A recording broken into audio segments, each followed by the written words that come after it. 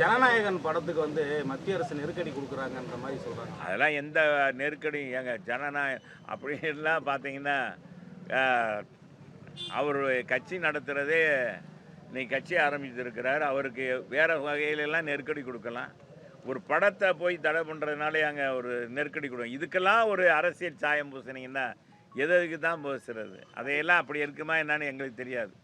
அது உங்களுக்கு தான் தெரியும். படத்துக்கு இதே மாதிரி தான் நெருக்கடி கொடுத்தாங்க. உதயசூரியனின் பார்வையிலே அப்படின்ற பாடல் வருது. அதே மாதிரி தான் இப்போ ஜனநாயகன் கொடுத்தாங்கன்னு சமூக வலைதளங்களை ஃபுல்லாக ஒப்பிட்டு பேசுகிறாங்க. அது வந்து அது தணிக்கைத்துறைங்க. தணிக்கைத்துறை அப்போ இருந்த சூழ்நிலை வேற. அகில இந்திய அளவில் காங்கிரஸ் இயக்கம் பெரிய இயக்கமாக வளர்ந்துருந்தது. அதில் அன்பேவா படத்தில் தான் சொன்னீங்க, புதிய சூரியனின் பார்வையிலே உலகம் விழித்து கொண்ட வேலையிலேன்னு அந்த தலைவருடைய பாட்டு வரி வரும். அது உதயசூரியன் வரக்கூடாது, ஒரு சின்னத்தை குறிக்கிறது அப்படின்னு அன்றைக்கி இருங்க தணிக்கைக்குள்ளே அதை மாற்றி வைக்க சொன்னாங்க.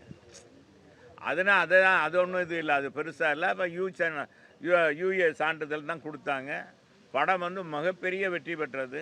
இன்னும் கூட ஓடிக்கிட்டு இருக்கு. இன்னும் பார்த்தா மக்கள் ரசிக்கிற அளவுக்கு அந்த படம் இருக்குது.